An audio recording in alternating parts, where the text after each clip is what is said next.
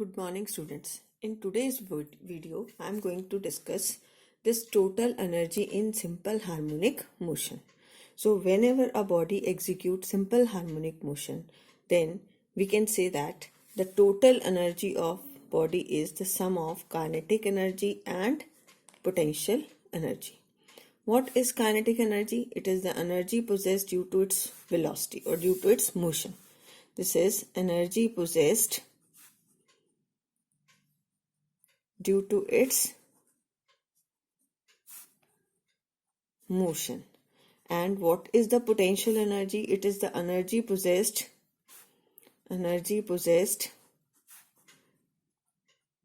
by the body due to its position. Right?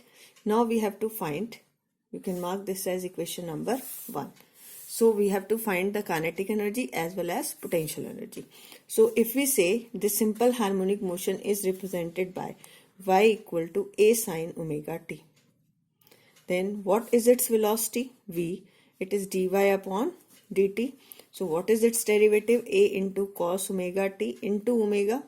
That already we have discussed. This is a omega cos omega t. Right? And what is the acceleration? Acceleration is dv upon dt. So you can say it is, take the derivative of cos is minus sine omega t. This is a omega sine omega t into omega. So it become minus a omega square sine omega t. And from, you can mark this as equation number 2. So acceleration is minus omega square into y. From equation number 2, you can put a sine omega t, a into sine omega t as y. So what is acceleration? Minus omega square into y. Now, you can say, what is simple harmonic motion? If a particle is moving from this main point to this extreme point, E1, and from E1 to O, it come back and then move from O to E2. Right? So what is the restoring force here? Restoring force is mass into acceleration. This negative sign shows that acceleration is toward the mean point. So force become m into minus omega square into y. So F equal to minus m omega square into y. We know what is the condition for simple harmonic motion. We know condition for simple harmonic motion is F equal to minus k into y. If you compare these two equations, this means minus k into y is equal to minus m omega square into y. Y get cancel out. So k becomes equal to m into omega square. K equal to m into omega square. So students, यहाँ पर अगर हम ये point ले and this point P is at a distance y, right? तो इसमें restoring force कहाँ act हो रहा है? Toward this side. This is the direction of restoring force.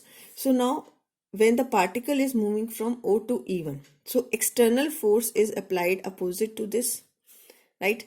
तो अब आपको find out करनी है potential energy. Let dW be the small work done to displace it through a small distance dy against the restoring force. क्योंकि whenever the work is done against some force, only then the energy is stored. So can you tell me what is the external force required that is equal and opposite to restoring force? This is minus m omega square y, or you can say it is minus ky, so it is plus ky. So dW is the small work done to move the particle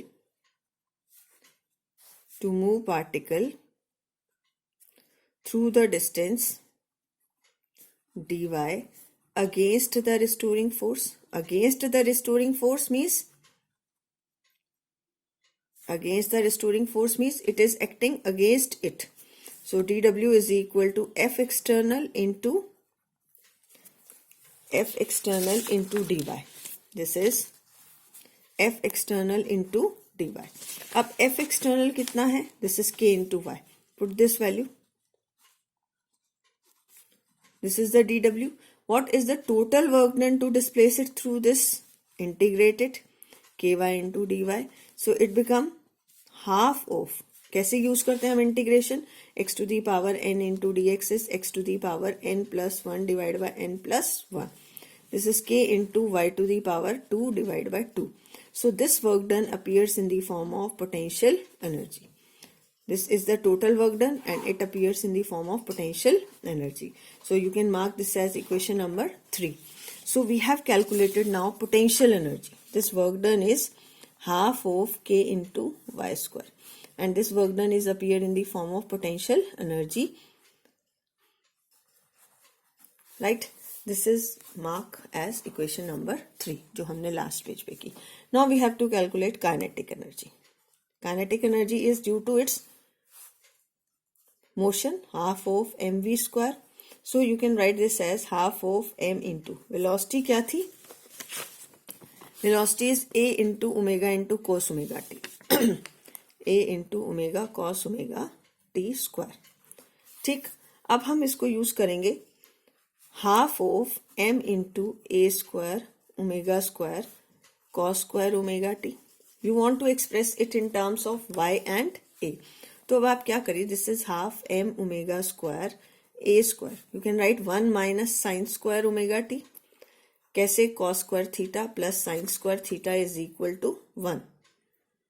तो आपका cos square theta कितना हो जाएगा? 1 minus sine square theta.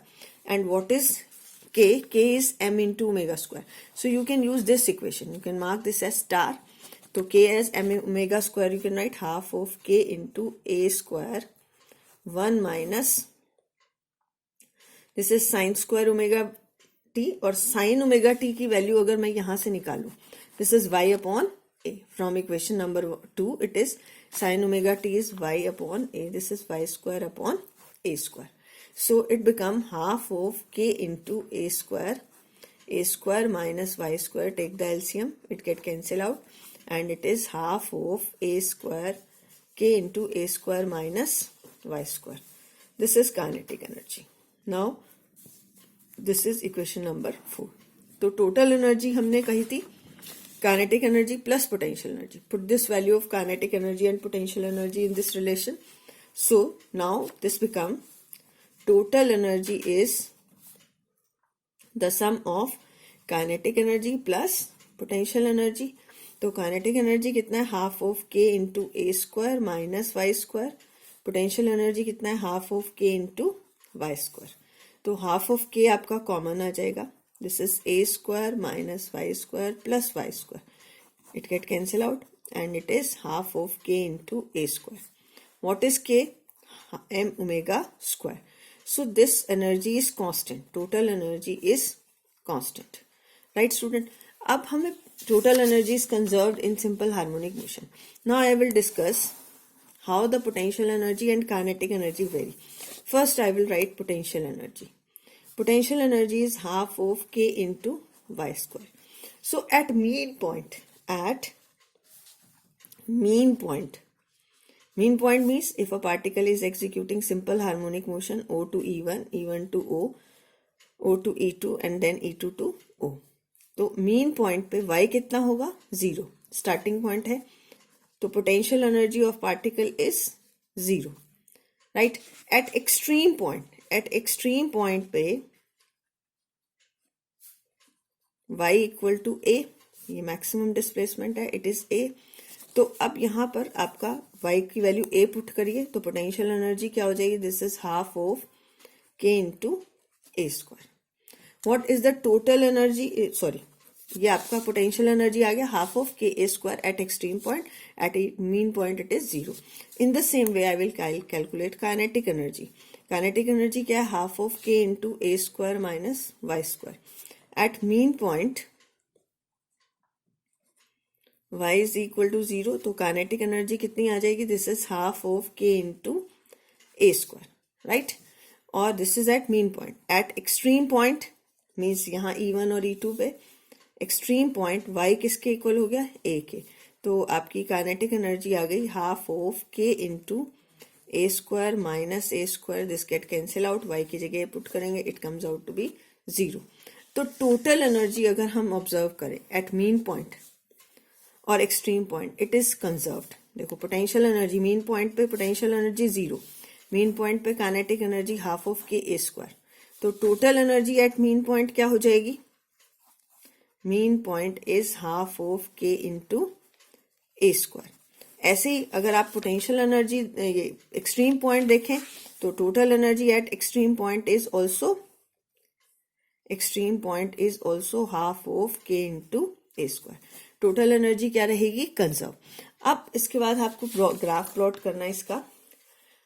You have to plot the graph of potential energy versus displacement. ये y है, ठीक, और यहां आपकी क्या है? Energy. This is energy, right.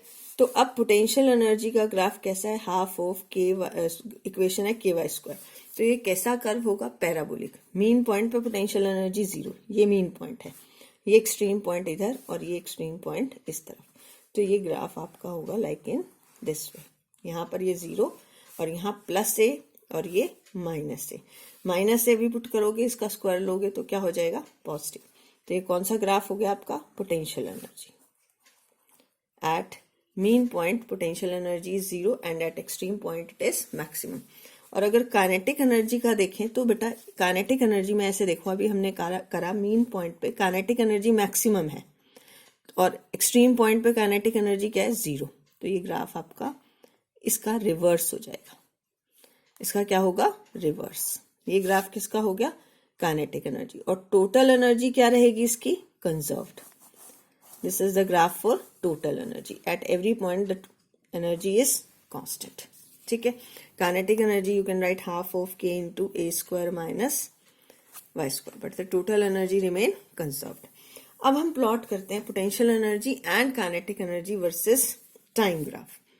तो अगर हम ग्राफ प्लॉट करें टाइम के विद रिस्पेक्ट टू, टाइम आपका 0 हो सकता, जैसे अगर हम एक टाइम साइकिल ले लें t/4, t/2, 3t/4 और फिर t। तो अगर हम स्टार्ट करते हैं, ये मीन पॉइंट होगा, यहाँ पर ये एक्सट्रीम पॉइंट होगा, ये फिर मीन पॉइंट, ये एक्सट्रीम पॉइंट, ये मीन पॉइंट। तो अगर यहाँ दोनों energies you want to plot, kinetic energy अगर प्लॉट करें तो काइनेटिक एनर्जी इस पॉइंट पे क्या होती है? मीन पॉइंट पे maximum. Kinetic energy mean point पे मैक्सिमम। ये एक्सट्रीम पॉइंट है, ये आपकी इस तरह से जाएगा, राइट। फिर इसके बाद ये कौन सा पॉइंट आ गया? Mean point. फिर आपकी काइनेटिक एनर्जी क्या हो जाएगी? मैक्सिमम। फिर यहाँ ये एक्सट्रीम पॉइंट 0, फिर ये इस तरह से, राइट। ये आपकी जाएगी लाइक इन दिस वे। और अगर हम, ये किसका ग्राफ है? काइनेटिक एनर्जी का। और अगर हम बात करें पोटेंशियल एनर्जी, मीन पॉइंट पे पोटेंशियल एनर्जी 0, ये इसका रिवर्स हो जाएगा। यहाँ पर ये मैक्सिमम, फिर इधर से लाइक इन दिस वे। जहां काइनेटिक एनर्जी मैक्सिमम है वहां पोटेंशियल एनर्जी 0, राइट। तो ये जो कर्व होगा it is like a sine curve. तो यहां हम कहते हैं when one cycle of wave is completed then the energy changes twice. Energy changes, energy cycle is double. तो हम ये कहेंगे the frequency of energy is double the frequency of, 2 times the frequency of oscillation. Frequency of oscillation means 2 times the frequency of oscillation. जब एक cycle आपकी complete हो रही है तब ये कितने टाइम्स कंप्लीट हो रही है? 2 टाइम। यहाँ तक मैक्सिमम हुआ, फिर ये यहाँ तक मैक्सिमम हुआ। 0 से स्टार्ट हुआ 1, फिर 0 से स्टार्ट हुआ 2। So this is all about the total energy in a simple harmonic motion. Thank you.